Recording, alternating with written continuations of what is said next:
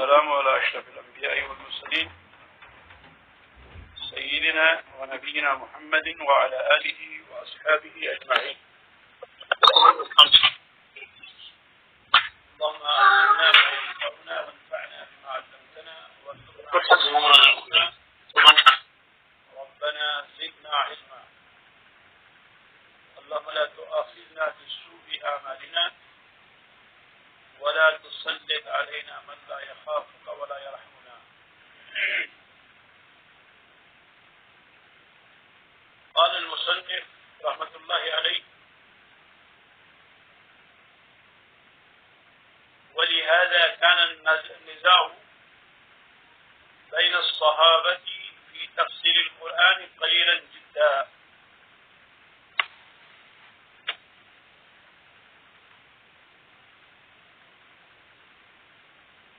امام ابن تیمیہ رحمۃ اللہ علیہ فرماتے ہیں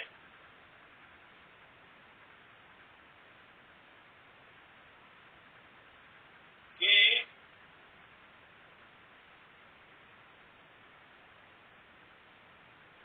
اگر کوئی قوم کسی فن میں کسی علم میں کوئی کتاب لکھتے ہیں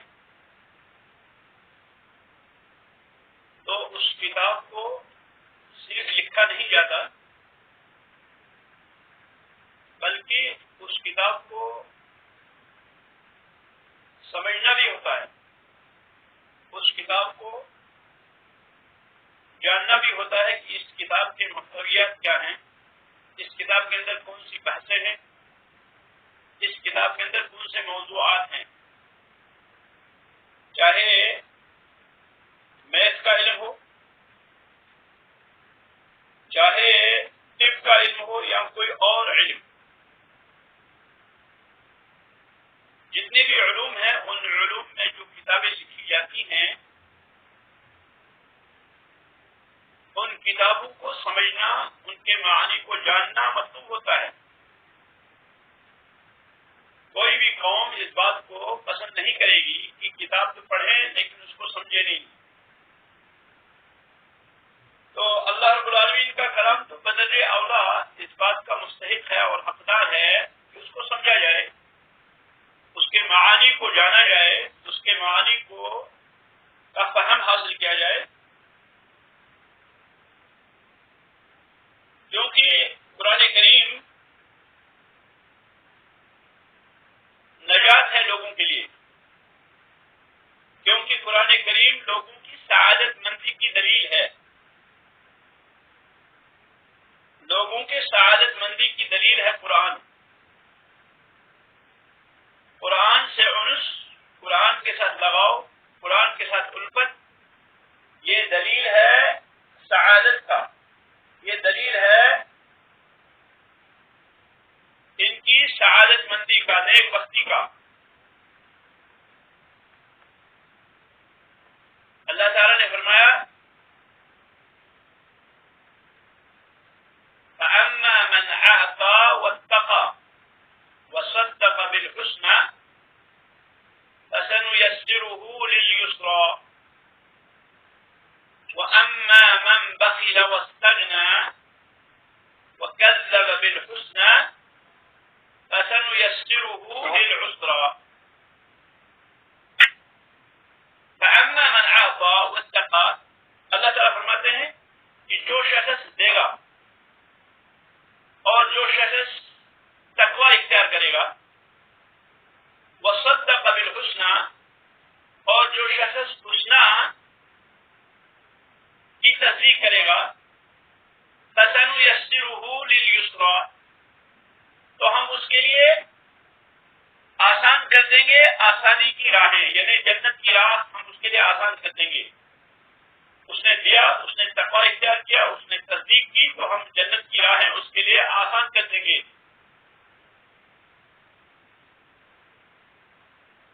وَأَمَّا مَنْ بَخِلَ وَاسْتَغْنَى، رہی اس شخص کی بات کہ جو بخیلی کرتا ہے اور بے نیازی برتتا ہے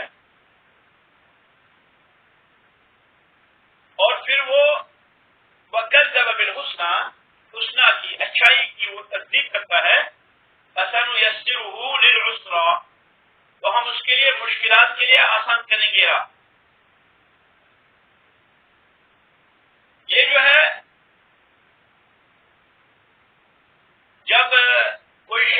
سعید ہوتا ہے، کوئی شخص نیک بخت ہوتا ہے، تو نیک بخت کے لیے اللہ رب العالمین نیکی کی راہیں آسان کر دیتا ہے.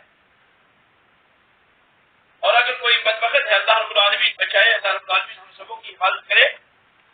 اگر کوئی شخص ایسا ہے کہ وہ بدبخت ہے تو اس بدبخت کے لیے پھر برائی کی راہیں جو ہے وہ کیا ہوں گی؟ آسان ہوگی. تو گویا کہ قرآن کی جانب رغبت، قرآن کی جانب رغبت، قرآن میں قرآن کا ذوق، قرآن کا شوق، یہ کیا ہے؟ یہ سعادت کی دلیل ہے. امام ابن تیمیہ رحمۃ اللہ علیہ فرماتے ہیں یہ قرآن جو ہے، یہ قرآن کیسے ممکن ہے کہ قرآن کا معنی جو ہے مطلب نہ ہو، قرآن کا معنی سمجھنا مطلوب نہ ہو، قرآن کا معنی جاننا مطلوب نہ ہو، حالانکہ یہ کیا ہے؟ یہ سعادت ہے لوگوں کے لیے، یہ نجات ہے لوگوں کے لیے، اور یہ لوگوں کے لیے سعادت ہے. اور پھر ان کے دین اور دنیا کا قیام اسی سے ہے، قرآن کے ذریعے سے ہے. دین تب قائم ہوگا جب قرآن قائم ہوگا، دنیا تب ہماری ٹھیک ہوگی جب قرآن ٹھیک ہوگا. اس کے بعد کہتے ہیں امام ابن تیمیہ رحمۃ اللہ علیہ وَلِهَذَا كَانَ النِّزَاعُ بَيْنَ الصَّحَابَةِ فِي تَفْسِيرِ الْقُرْآنِ قَلِيلًا جِدًّا. ایک عظیم بات کہہ دی امام ابن تیمیہ رحمۃ اللہ علیہ نے.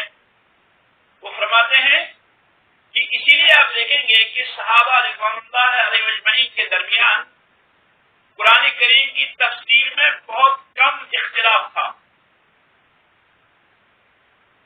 قرآن کریم کی تفسیر میں صحابہ کے درمیان بہت کم اختلاف تھا.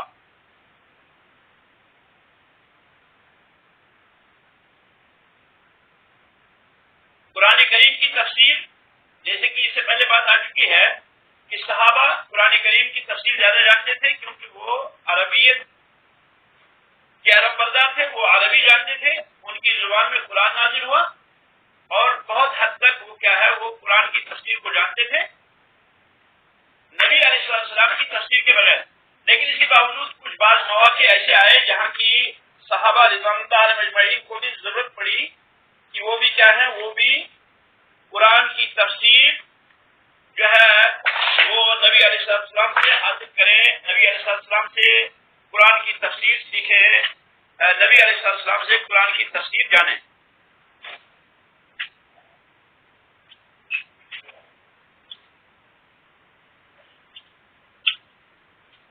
کیونکہ آپ لوگ جانتے ہیں کہ صحابہ رضوان اللہ علیہ اجمعین نے اپنے ماں بعد آنے والے لوگوں کے لیے قرآن کی تفسیر کو بیان کیا.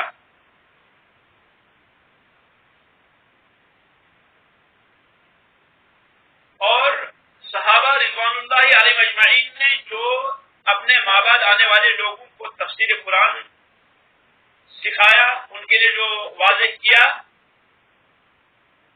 وہ سارا کا سارا رسول اکرم صلی اللہ علیہ وسلم کے بیان سے ماخوذ تھا. یعنی صحابہ نے یہ تفسیر کیوں کی، کیسے کی؟ صحابہ رضوان اللہ علیہ اجمعین نے رسول اکرم صلی اللہ علیہ وسلم سے یہ تفسیر لی تھی اور پھر انہوں نے اپنے ماں بعد لوگوں کی طرف منتقل کیا. کبھی ایسا ہوتا ہے کہ صحابہ رضوان اللہ علیہ اجمعین تفسیر اپنے اجتہاد اور استنباط سے کرتے ہیں. غور طلب ہے اجتہاد اور استنباط سے. یعنی کبھی تو صحابہ رضوان اللہ علیہ اجمعین رسول اکرم صلی اللہ علیہ وسلم سے نقل کرتے ہیں قرآن کی تفسیر، اور کبھی اجتہاد سے کرتے ہیں تفسیر اور استنباط سے. اجتہاد اور استنباط انشاءاللہ یہ آگے آئے گا ہمارے پاس کہ اس سے کیا مراد ہے. یہاں پہ ہم صرف یہ یاد رکھیں گے کہ تین طریقے سے صحابہ رضوان اللہ علیہ اجمعین کی قرآن کی جو تفسیر کرتے تھے اس کی. ایک تو یہ کہ رسول اکرم صلی اللہ علیہ وسلم نے جو بیان فرمایا وہ بیان کرتے تھے، اور دوسرا کہ صحابہ قرآن کی تفسیر میں اجتہاد کرتے تھے کیونکہ وہ اہل لغت تھے، وہ عربی زبان کو جانتے تھے، تو وہ جو ہے اجتہاد کرتے تھے اور پھر جو ہے وہ تفسیر کرتے تھے. اور تیسرا استنباط. استنباط اور استدلال یہ ایک ہی ہے. تو ان تین طریقوں سے صحابہ رضوان اللہ علیہم اجمعین سے منقول ہے قرآن کی تفسیر. اور صحابہ میں سب سے بڑے جو مفسر گزرے ہیں وہ ہیں عبداللہ ابن عباس ابن عبد المطلب رضی اللہ عنہما. رسول اکرم صلی اللہ علیہ وسلم کے چچا بھائی یہ عبداللہ ابن عباس یہ اہل بیت میں سے ہیں. یہ ان کے والد عباس بن عبد المطلب رسول اکرم صلی اللہ علیہ وسلم کے چچا تھے, وہ بھی اہل بیت میں سے ہیں. اور عباس رضی اللہ تعالی عنہ کی ساری جو نسل ہے وہ سارے اہل بیت ہیں. اس کے علاوہ آل علی بھی اہل بیت میں ہیں, آل جعفر بھی اور آل عقیل بھی, اور اسی طرح سے ازواج مطہرات بھی اہل بیت میں شامل ہیں. تو عبداللہ بن عباس رضی اللہ تعالی عنہما یہ اہل بیت میں سے ہیں, یہ نبی علیہ السلام کے چچا بھائی ہیں. تو قرآن کی تفسیر میں سب سے بڑے جو تھے وہ عبداللہ بن عباس سے رضی اللہ تعالی عنہ, کیونکہ نبی علیہ السلام نے عبداللہ بن عباس رضی اللہ تعالی عنہ کے لیے دعا کی تھی. آپ نے دعا کی تھی کہ اللہ رب العالمین ان کو قرآن سکھائے. چنانچہ نبی علیہ السلام نے اپنی دعا میں فرمایا اللہم علمہ الکتاب, اللہم علمہ الکتاب, اے اللہ اس کو کتاب سکھا یعنی قرآن سکھا. یہ حدیث بخاری کے اندر موجود ہے, حدیث نمبر 75, اور مسلم کے اندر بھی یہ حدیث موجود ہے, حدیث نمبر 2477. البتہ مسلم کے جو الفاظ ہیں وہاں ہے اللہم فقہہ فی الدین, اللہم فقہہ, الہی ان کو سمجھ عطا فرما. تو یہ دونوں لفظ جو ہے متقارب ہیں, علمہ اور فقہہ. اور تعویل کے معنی تفسیر, کتاب کے معنی کتاب یعنی قرآن کریم. تو نبی علیہ السلام نے دعا کی کہ اللہم علمہ الکتاب, الہی ان کو کتاب کا علم عطا فرما. اسی طرح سے دوسری حدیث ہے کہ نبی علیہ السلام نے دعا کی اور فرمایا اللہم علمہ الحکمت, اللہم علمہ الحکمت. یہ حدیث بھی بخاری کے اندر موجود ہے. اللہم علمہ الحکمہ, حکمہ کا لفظ بھی آیا ہے اور تعویل کا لفظ بھی آیا ہے, اور اسی طرح سے فقہہ کا لفظ بھی آیا ہے. تو یہ جو حدیث ہے یہ بھی بخاری کے اندر موجود ہے. اللہم علمہ الحکمہ, اے اللہ ان کو حکمت سکھا. حدیث نمبر 3756, حدیث نمبر 3756 بخاری کی حدیث ہے. اس میں حکمت کا لفظ موجود ہے کہ رسول اکرم صلی اللہ علیہ وسلم نے ان کے لیے عبداللہ بن عباس رضی اللہ تعالی عنہما کے لیے حکمت کی دعا کی تھی, الہی ان کو علم سکھا حکمت کا, الہی ان کو حکمت کا علم سکھا. اور اسی طرح سے تیسری حدیث ہے اللہم علمہ التعویل, اللہم علمہ التعویل. یہ حدیث جو ہے مستدرک حاکم کی حدیث ہے, جلد نمبر 3 اور صفحہ نمبر 617. اور تبری نے بھی اس حدیث کو روایت کیا ہے تحقیق الاثار میں, جلد نمبر 1 آیت نمبر صفحہ نمبر 168 اور حدیث نمبر 262. اور اسی طرح سے امام طبرانی رحمۃ اللہ علیہ نے بھی اس حدیث کو روایت کیا ہے معجم الکبیر میں, جلد نمبر 10 صفحہ نمبر 238 اور حدیث نمبر 10587. اور سلسلہ الصحیحہ میں بھی یہ حدیث موجود ہے, حدیث نمبر 2599. تو یہ تین الفاظ نبی علیہ السلام سے منقول ہیں کہ رسول اکرم صلی اللہ علیہ وسلم نے یہ عبداللہ بن عباس رضی اللہ تعالی عنہ کے لیے دعا دی تھی.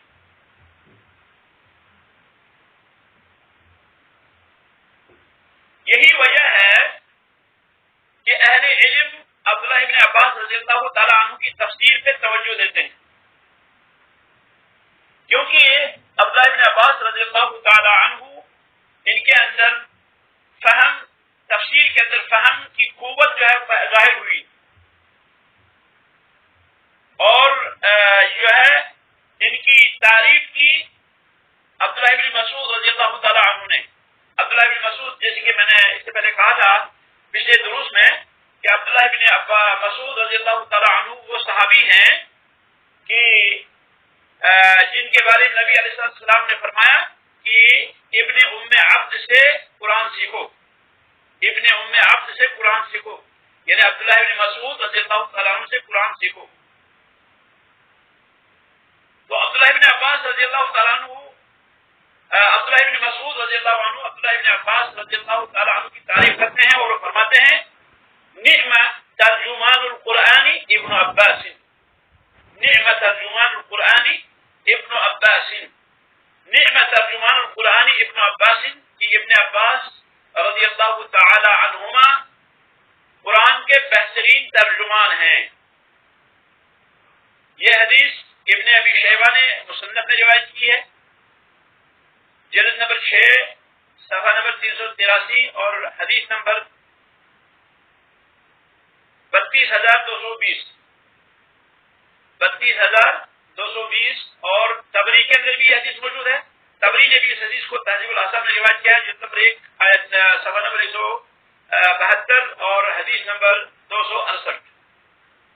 اسی طرح سے امام حاکم نے بھی اس حدیث کو روایت کیا ہے، یعنی عبداللہ بن مسعود کی جو ثنا ہے عبداللہ بن عباس پر، یہ حدیث یہ مستدرک حاکم کے اندر بھی حدیث ہے، جلد نمبر 3 صفحہ نمبر 618۔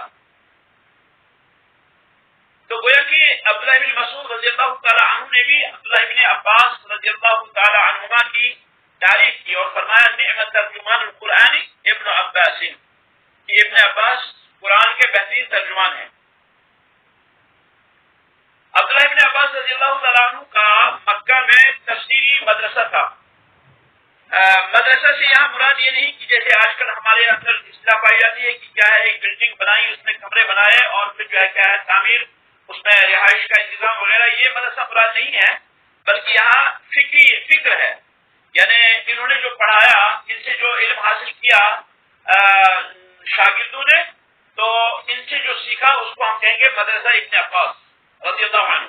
تو ابن عباس رضی اللہ تعالیٰ عنہ کا مکہ میں جو ہے تفسیری مدرسہ تھا، اور ان سے جو ہے علم تفسیر حاصل کیا ان کے ساتھیوں میں سے ایک جماعت نے، بہت سے لوگوں نے جو ہے اس سے یہ تفسیر کا علم حاصل کیا۔ بہت سے ان میں سے ایسے ہیں جنہوں نے تفسیر میں آپ کا ساتھ نہیں چھوڑا اور بہت دنوں تک وہ آپ کے ساتھ رہے، جیسے کہ مجاہد ابن جبر ابو الحجاج، جلیل القدر تابعی، معروف امام مجاہد بن جبر، امام مجاہد بن جبر ابو الحجاج کنیت ہے، یہ جلیل القدر تابعی ہیں رحمت اللہ علیہ، معروف امام ہے امام مجاہد۔ یہ بہت دنوں تک عبداللہ بن عباس رضی اللہ تعالی عنہما کے ساتھ رہے۔ انہوں نے ابن عباس رضی اللہ تعالی عنہ پر قرآن کی تفسیر پیش کی، 3 مرتبہ انہوں نے قرآن دہرایا عبداللہ بن عباس رضی اللہ تعالی عنہ پر۔ عبداللہ بن عباس رضی اللہ تعالی عنہ پر انہوں نے 3 بار قرآن جو ہے وہ پیش کیا۔ پیش کرنے کا طریقہ کیا تھا کہ ہر آیت کے پاس امام مجاہد عبداللہ بن عباس رضی اللہ تعالیٰ عنہ کو ٹھہراتے کہ جس آیت کا معنی نہیں جانتے تھے وہ، یعنی مجاہد کو جس آیت کا معنی نہیں آتا تھا، وہاں پر عبداللہ بن عباس کو ٹھہراتے اور اس کے معنی کے بارے میں پوچھتے کہ اس کا معنی کیا ہے۔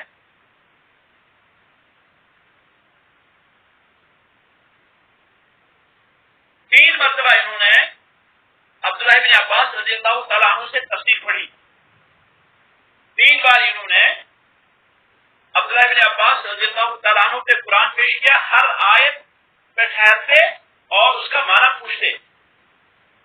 3 مرتبہ انہوں نے ایسا کیا اپنی زندگی کے اندر۔ اسی طرح سے عبداللہ بن عباس رضی اللہ تعالیٰ عنہما کے شاگردوں میں سے اس ابن عباس کے مدرسے سے تعلق رکھنے والے ایک اور جلیل القدر تابعی ہیں، عطا ابن ابی رباح رضی اللہ عنہ، یہ بھی مکہ کے رہنے والے ہیں۔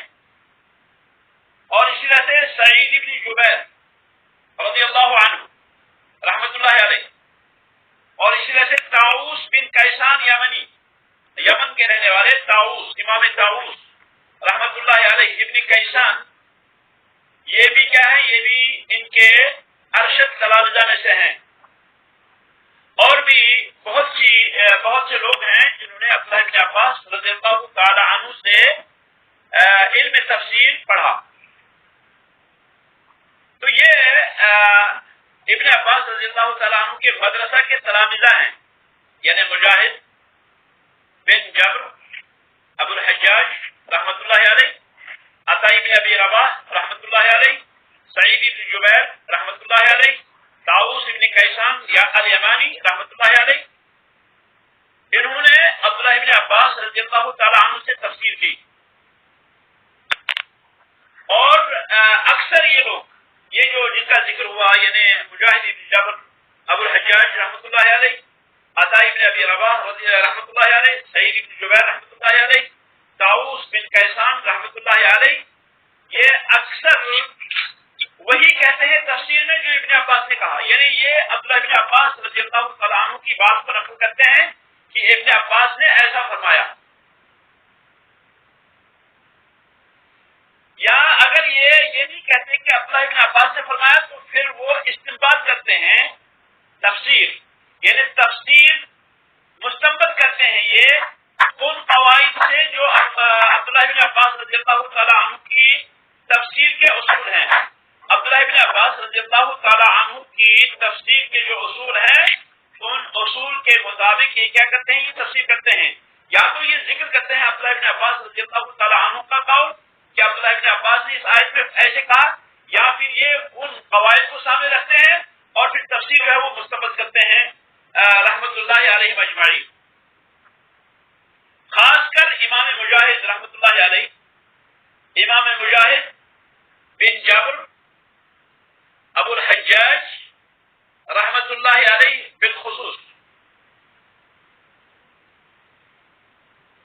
جیسا کہ کتاب میں موجود ہے، شیخ الاسلام فرماتے ہیں رحمت اللہ علیہ وَلِهَذَا قَالَ الثَّوْرِي، وَلِهَذَا قَالَ الثَّوْرِيُّ، اسی لیے امام سفیان ثوری رحمت اللہ علیہ جلیل القدر امام گزرے ہیں، جلیل القدر امام تابعی. اسی لیے امام سفیان ثوری کہتے ہیں رحمت اللہ علیہ اذا جاءك التفسير عن مجاهد فحسبك به. اذا جاءك التفسير عن مجاهد، جب آپ کے پاس امام مجاہد رحمت اللہ علیہ کی طرف سے کوئی تفسیر پہنچے، فحسبك به، تو آپ کے لیے یہ کافی ہے. یعنی امام مجاہد رحمت اللہ علیہ کی جب تفسیر آپ کے سامنے آئے تو یہ آپ کے لیے کافی ہے. کیونکہ امام مجاہد رحمت اللہ علیہ نے، جیسے کہ میں نے آپ سے عرض کیا کہ انہوں نے عبداللہ بن عباس رضی اللہ تعالیٰ عنہ پر 3 بار جو ہے قرآن پیش کیا اور ان کی تفسیر پڑھی ان سے. بلکہ بعضوں کو یہاں تک کہتے ہیں کہ امام مجاہد بن جبر رحمت اللہ علیہ انہوں نے تفسیر پوری کی پوری حفظ کی تھی، پوری کی پوری تفسیر ان کو حفظ تھی. جو بھی عبداللہ بن عباس رضی اللہ تعالیٰ عنہ سے تفسیر منقول تھی، یہ پوری کی پوری ان کو حفظ تھی، تقریباً حفظ تھی. اور ان کا طریقہ کار یہ تھا کہ امام مجاہد رحمۃ اللہ علیہ کا کبھی تو یہ قرآن کی تفسیر کرتے تھے، لیکن عبداللہ بن عباس رضی اللہ تعالیٰ عنہ کی طرف قول کو منسوخ نہیں کرتے تھے. یعنی عبداللہ بن عباس رضی اللہ تعالیٰ عنہ کی طرف قول جو ہے تفسیر میں کوئی قول جو ہے منقول نہیں کرتے تھے کہ عبداللہ بن عباس نے اسے کہا. اور بعض دفعہ جو ہے عبداللہ بن عباس کی طرف جو ہے کیا ہے جو ہے منسوخ کرتے تھے قول کو. اسی لیے اہل علم کہتے ہیں کہ تفسیر کے اندر صحیفہ صادقہ یہ لفظ یاد رکھنے کی چیز ہے. صحیفہ صادقہ، تفسیر میں صحیفہ صادقہ جو ہے وہ تفسیر ہے جو علی بن ابی طلحہ ابن عباس سے روایت کرے. یہاں مجاہد کا ذکر نہیں ہے، یہاں علی بن ابی طلحہ کا ذکر ہے. علی بن ابی طلحہ جس تفسیر کو ابن عباس سے روایت کریں اس تفسیر کو ہم کہیں گے صحیفہ صادقہ. اور علماء کہتے ہیں کہ جس تفسیر میں، جس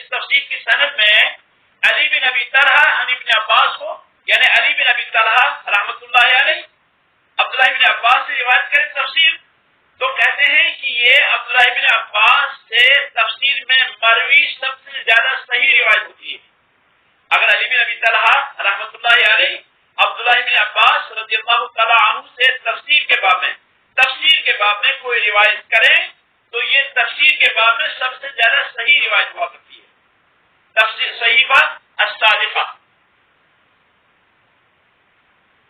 یہی وہ تفسیر ہے، یعنی صحیفہ صادقہ جس کو علی بن ابی طلحہ رحمۃ اللہ علیہ عبداللہ بن عباس سے روایت کریں، اسی کے بارے میں امام احمد بن حنبل رحمۃ اللہ علیہ فرماتے ہیں ان بمصر صحیفۃ فی التفسیر عن ابن عباس، کہ مصر کے اندر تفسیر کے باب میں عبداللہ بن عباس سے ایک صحیفہ مروی ہے، وَلَوْ رَحَلَ إِلَيْهَا رَجُلٌ مَا كَانَ كَثِيرًا، اگر کوئی شخص اس طرف جو ہے سفر کرے تو یہ زیادہ جو ہے کیا ہوگا، زیادہ جس کو بڑی بات کہیں گے ہم، یعنی زیادہ یہ مشکل نہیں ہوگا بلکہ یہ کیا ہے، یہ آسان ہے۔ یہ جو تفسیر ہے علی بن ابی طلحہ عن ابن عباس رضی اللہ تعالی عنہ، یہ جو ہے طویل نہیں ہے بلکہ یہ مختصر ہے، اور امام بخاری رحمۃ اللہ علیہ نے صحیح کے اندر جو تفسیر کی ہے، اس تفسیر میں اس میں اب امام بخاری رحمۃ اللہ علیہ نے صحیح بخاری کے اندر اسی پر اعتماد کیا ہے، یعنی علی بن ابی طلحہ عن ابن عباس۔ البتہ اس میں جو بات ہے جو یاد رکھنے کی ہے وہ یہ ہے کہ یہ جو صحیفہ صادقہ ہے، اس صحیفہ صادقہ کو بالوجادہ انہوں نے نقل کیا ہے، بالوجادہ، وجادہ بر وزن فعالہ، یہ وجد یجد سے ہے یعنی پانا، یعنی علی بن ابی طلحہ رحمت اللہ علیہ نے یہ لکھا ہوا پایا، انہوں نے عبداللہ بن عباس سے نہیں سنا، کیونکہ یہ ان کا ملاقات لم یدرک ابن عباس، انہوں نے عبداللہ بن عباس کو نہیں پایا، بلکہ جب یہ پیدا ہوئے اس وقت عبداللہ بن عباس فوت ہو چکے تھے، تو انہوں نے کہاں سے لیا، انہوں نے یہ کتاب لکھی ہوئی پائی اور پھر اسی کو انہوں نے نقل کیا۔ علماء کہتے ہیں کہ علی بن ابی طلحہ رحمت اللہ علیہ نے یہ جو صحیفہ صادقہ ہے، اس صحیفہ صادقہ کو مجاہد سے سنا، امام مجاہد رحمت اللہ علیہ سے۔ یہ ہمارے مقصد کی بات ہے کہ امام مجاہد رحمت اللہ علیہ سے جو تفسیر ہے وہ کیا ہے، فحسبک بہ، جیسے کہ سفیان ثوری نے کہا، اور جیسا کہ احمد بن حنبل رحمت اللہ علیہ نے فرمایا، اور جیسا کہ امام بخاری نے اس پہ اعتماد کیا ہے، وہ تفسیر کیا ہے، وہ علی بن ابی طلحہ روایت کرتے ہیں، لیکن اس میں کیا ہے، اس میں روایت کرتے ہیں وہ امام مجاہد ابن جبر رحمت اللہ علیہ سے۔ امام ابن حجر رحمت اللہ علیہ، حافظ ابن حجر اسقلانی رحمت اللہ علیہ فرماتے ہیں فَإِذَا عُلِمَتِ الْوَاسِطَةُ لَمْ يَضُرْ أَن تَكُونَ وِجَادَةً، اگر واسطہ پتہ چل گیا، اگر ہمیں پتہ چل گیا کہ اس میں واسطہ ہے، یعنی علی بن ابی طلحہ نے اس کو جو ہے کس سے لیا، مجاہد سے لیا، اور مجاہد سے جو ہے وہ روایت کرتے ہیں عبداللہ بن عباس سے، تو فرماتے ہیں جب واسطے کا پتہ چل گیا تو وجادہ ہونا کوئی نقصان دہ نہیں ہے، یعنی کتاب میں لکھا ہوا پانا کوئی نقصان دہ نہیں ہے، گویا کہ یہ درست ہے، یہ صحیح ہے، کیونکہ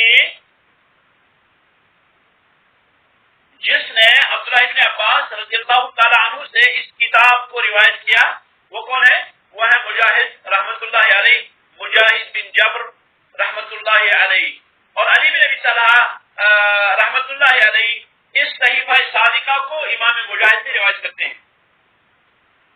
اسی لیے آپ دیکھیں گے کہ علامہ ابن جریر رحمت اللہ علیہ کثرت کے ساتھ روایت کرتے ہیں علی بن عباس، ابن عباس سے، یعنی آپ تفسیر ابن جریر کو کھولیں تو آپ دیکھیں گے وہاں پر کہ وہ زیادہ تر روایت کرتے ہیں علی بن عباس۔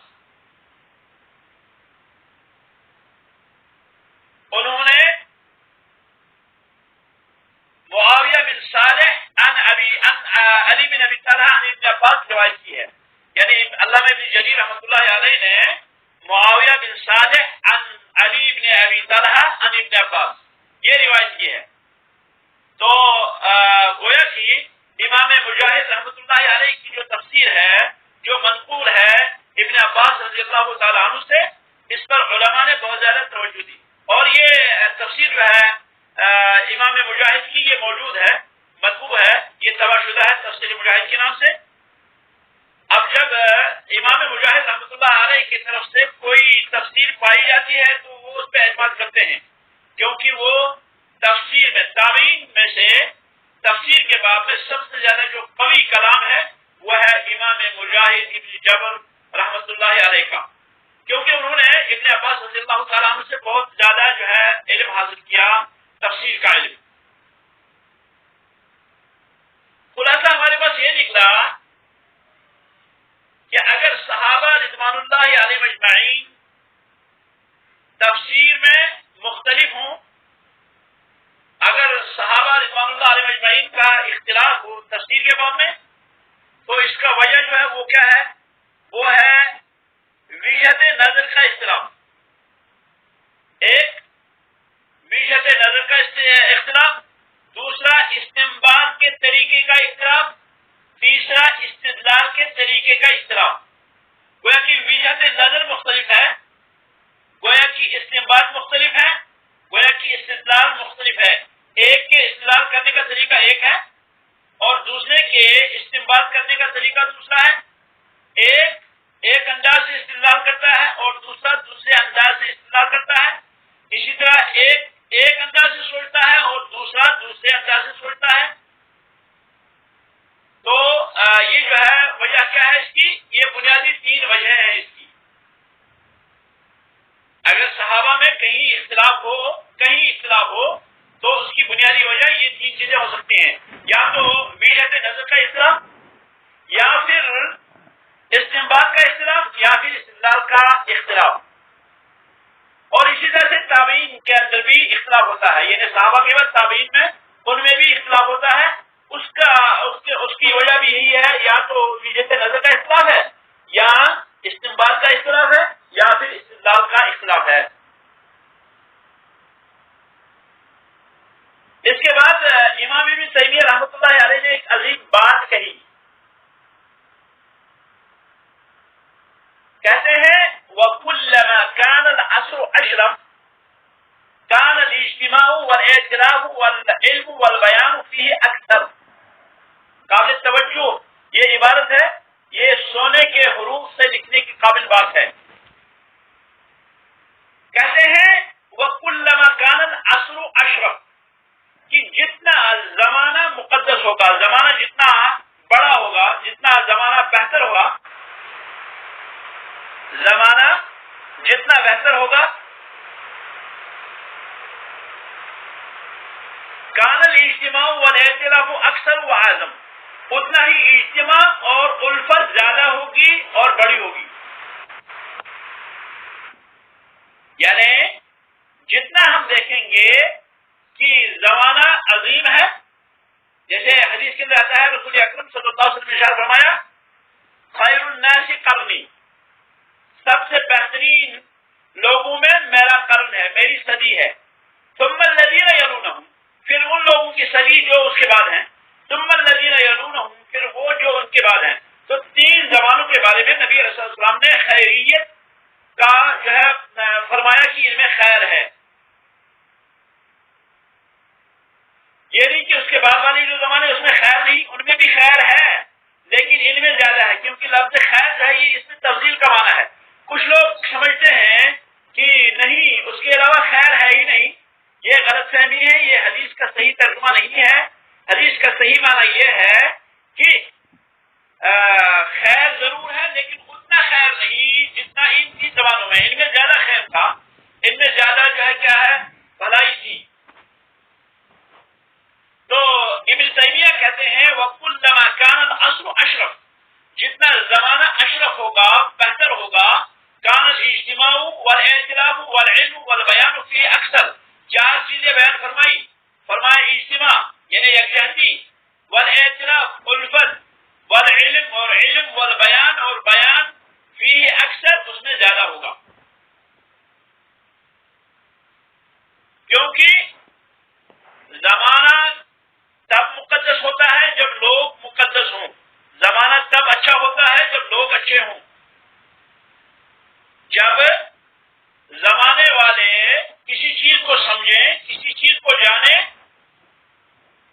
وہ کیا ہوں گے؟ وہ اجتماع، دین کے اندر یکجہتی، دین کے اندر اتحاد اور اپنے معاملے کے اندر اجتماعیت کے زیادہ علم بردار ہوں گے. کیونکہ اختلاف جو ہے، اختلاف دین کے معاملے میں بلکہ تمام معاملات میں جو ہے یہ قابل تعریف نہیں ہے.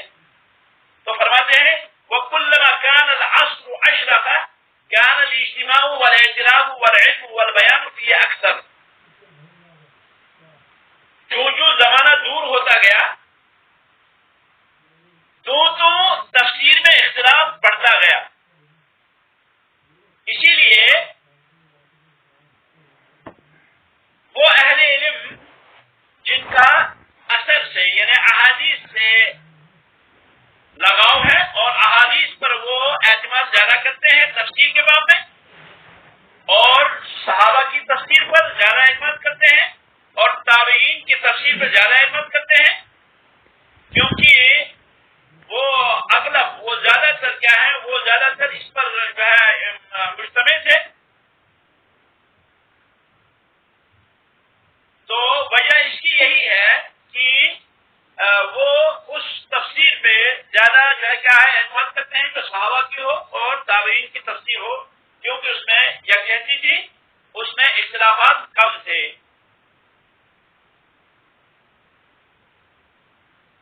یہ بات صحیح ہے کہ بعض آیات کی تفسیر میں صحابہ کا اجماع ہے، لیکن اس کے باوجود ممکن ہے کہ ان میں اختلاف ہو. اور یہ جو ہے اختلاف کی اقسام اور اجتماع کی اقسام یہ عنقریب آئیں گے ہمارے پاس اگلے موضوعات میں انشاءاللہ.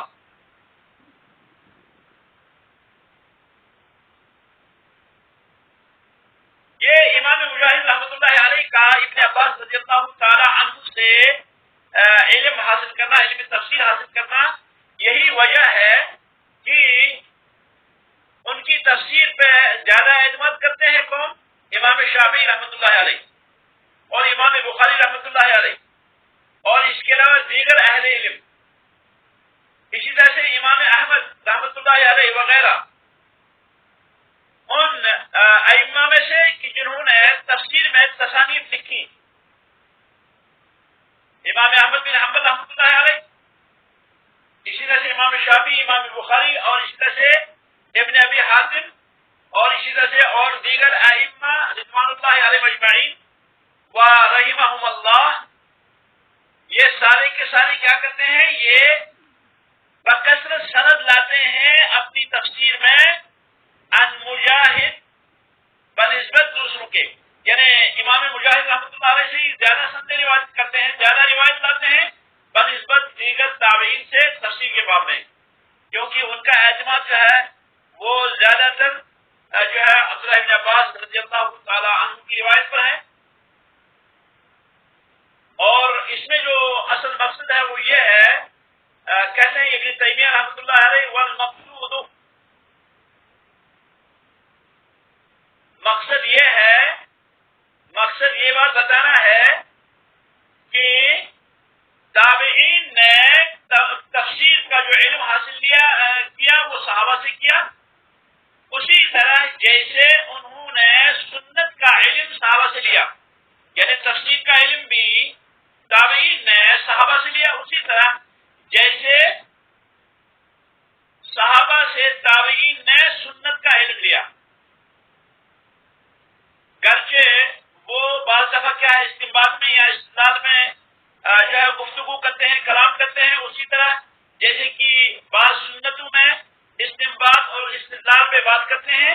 یہ استنباط اور استدلال پہ کیسے بات کرتے ہیں انشاءاللہ یہ مفصل بیان آئے گا آگے کہ کیسے استنباط اور کیسے استدلال میں بات کرتے ہیں.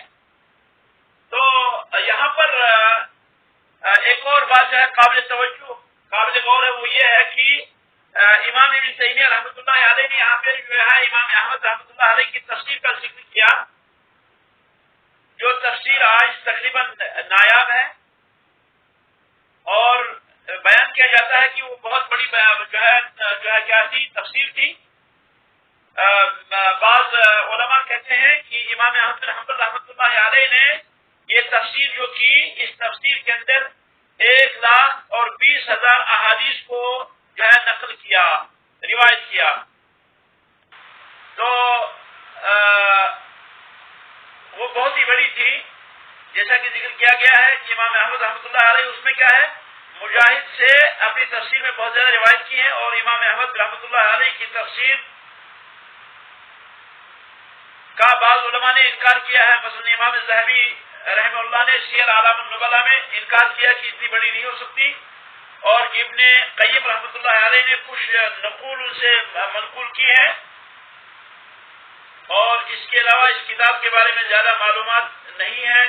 اور بدائع الفوائد جو علامہ ابن قیم کی کتاب ہے اس میں کچھ باتیں مذکور ہیں، اور اگر آپ میں سے کوئی چاہے وہ بدائع الفوائد امام ابن قیم کی کتاب، ایک ہے الفوائد، دوسرے ہے بدائع الفوائد، جلد نمبر 3 صفحہ نمبر 626 سے لے کر صفحہ نمبر 632 تک مطالعہ کر سکتا ہے، اسے پتہ چلے گا اس تفسیر کے بارے میں.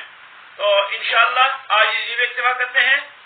سبحانک اللہم و بحمدک، نشہد ان لا الہ الا اللہ، نستغفرک و نتوب الیک.